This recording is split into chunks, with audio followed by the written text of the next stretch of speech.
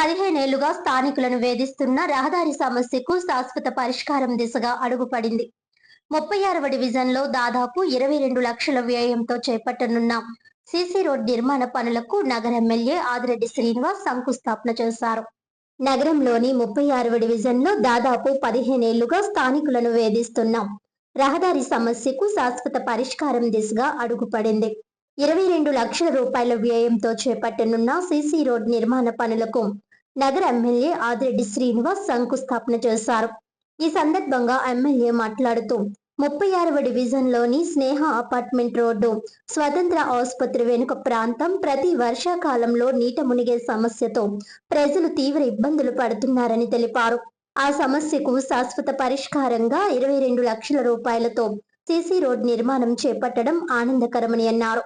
Division లో ఇప్పటికే 56 లక్షల రూపాయల విలువైన అభివృద్ధి పనులు పూర్తయ్యాయని, 43 లక్షల రూపాయల పనులు కొనసాగుతున్నాయని, తాజాగా 22 లక్షల రూపాయల పనులు ప్రారంభించామని చెప్పారు. మరో 20 లక్షల విలువైన పనులు టెండర్ దశలో ఉండగా రానున్న గోదావరి పుష్కరాలను దృష్టిలో ఉంచుకొని డివిజన్ అభివృద్ధికి అదనంగా 4.80 కోట్లు మంజూరయ్యాయని వెల్లడించారు. స్నేహ అపార్ట్మెంట్ రోడ్డు, అశోక్ కళ్యాణ మంటపం రోడ్డు, చెరుకూరి కృష్ణ వీధి, కృష్ణారావు నగర్, కృష్ణారావుపేట ప్రాంతాల్లో నీట మునిగే సమస్యలను దశల వారీగా పరిష్కరిస్తున్నామని తెలిపారు. ఎన్నికలకు ముందే కొన్ని ప్రాంతాల్లో పనులు పూర్తి చేశామని, మిగిలిన ప్రాంతాల్లో కూడా వరుసగా అభివృద్ధి కార్యక్రమాలు చేపడుతున్నామని పేర్కొన్నారు. ఇటీవల నిర్వహించిన డోర్ టు డోర్ కార్యక్రమంలో ప్రజల సమస్యలను నేరుగా తెలుసుకున్నామని ఎమ్మెల్యే చెప్పారు. విద్యుత్ సరఫరా సమస్యలు, స్వతంత్ర ఆసుపత్రి వెనుక ప్రాంతంలో రోగులు, వారి బంధువుల రాకపోకల వల్ల స్థానికులు ఎదుర్కొంటున్న ఇబ్బందులపై ఆసుపత్రి యాజమాన్యంతో చర్చించి చర్యలు తీసుకోవాలని సూచించామని తెలిపారు. విద్యుత్ సమస్యలను 4 రోజుల్లో పరిష్కరించేలా చర్యలు తీసుకుంటామని హామీ ఇచ్చారు. చిన్న సమస్య నుంచి పెద్ద సమస్య వరకు ప్రతి అంశాన్ని పరిష్కరించేందుకు కూటమి ప్రభుత్వం కట్టుబడి ఉందని ఎమ్మెల్యే స్పష్టం చేశారు.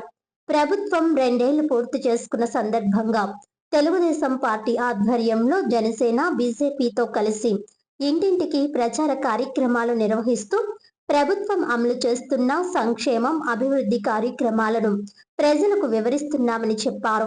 ప్రధానమంత్రి నరేంద్ర మోదీ సహకారంతో ముఖ్యమంత్రి నారా చంద్రబాబు నాయుడు, ఉప ముఖ్యమంత్రి పవన్ కళ్యాణ్, మంత్రి నారా లోకేష్ రాష్ట్రాన్ని అభివృద్ధి పదంలో ముందుకు తీసుకువెళ్తున్నారని పేర్కొన్నారు. ప్రభుత్వం ఎదుర్కొంటున్న సవాళ్లు, చేపడుతున్న అభివృద్ధి కార్యక్రమాలు, అమలు చేస్తున్న సంక్షేమ పథకాలపై ప్రజల్లో అవగాహన కల్పిస్తున్నామని అన్నారు. ఆగస్టు నెలలో కొత్త పెన్షన్ల మంజూరుకు ప్రభుత్వం చర్యలు తీసుకుంటోందని వెల్లడించిన ఎమ్మెల్యే అర్హులైన వారు తమ దరఖాస్తులు, అవసరమైన పత్రాలను ముందుగానే సంబంధిత సచివాలయాల్లో సమర్పించాలని సూచించారు. అనంతరం స్థానికులతో కలిసి ప్రాంతాన్ని పరిశీలించి వారి సమస్యలను అడిగి తెలుసుకున్నారు. ఈ కార్యక్రమంలో స్థానిక కూటమి నాయకులు, పార్టీ కార్యకర్తలు, అధికారులు, స్థానిక ప్రజలు పెద్ద సంఖ్యలో పాల్గొన్నారు. సమస్యలు కానీ అలాగే హాస్పిటల్ బ్యాక్ సైడ్ ఉండడం వల్ల ఇక్కడికి వచ్చే పేషెంట్స్ వల్ల వాళ్ళు కలిగే ఇబ్బందులు చెప్పారు. హాస్పిటల్ యాజమాన్యంతో మాట్లాడాం, సరి చేసుకోవాలని చెప్పాం. అలాగే ఎలక్ట్రికల్ డిపార్ట్మెంట్ సమస్య కూడా చెప్పారు, 4 రోజుల్లో సరిచేసే బాధ్యత తీసుకుంటా ఉన్నాం. ఎక్కడికక్కడ చిన్న సమస్య నుంచి పెద్ద సమస్య వరకు అన్నిటికీ కూడా పరిష్కారం చూపించే దిశగా కూటమి ప్రభుత్వం కృషి చేస్తూ ఉంది. 2 సంవత్సరాలు పూర్తయింది. డోర్ టు డోర్ కార్యక్రమం తీసుకున్నాం. తెలుగుదేశం పార్టీగా జనసేన, బీజేపీ వాళ్ళని కూడా కలుపుకుంటూ వెళ్తా ఉన్నాం.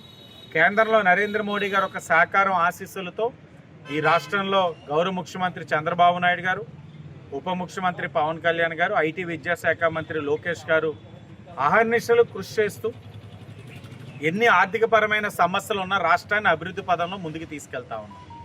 ఈ విషయాలన్నీ ప్రజలకి అవగాహన కలిగే విధంగా తెలియజేస్తూ ఉన్నాం, చైతన్యపరుస్తున్నాం. ప్రజలకు కూడా అర్థమవుతా ఉంది ఎలాంటి క్లిష్టమైన పరిస్థితుల నుంచి ఈ రాష్ట్రం ముందుకెళ్తా ఉందన్నది. ఇచ్చిన హామీలు నెరవేరుస్తున్నాం. శుభవార్త, ఆగస్టు నెలలో కొత్త పెన్షన్స్ కూడా ఇచ్చే విధంగా కూటమి ప్రభుత్వం అడుగులు ముందుకు వేస్తూ ఉందని కూడా ఈ సందర్భంగా తెలియజేస్తూ, అర్హత కలిగిన వాళ్ళు పెన్షన్లు అన్నీ కూడా సచివాలయాలకు వెళ్ళి పేపర్లు ఇవ్వండి. ఏ సమయంలో అయినా నిర్ణయం తీసుకుంటారు.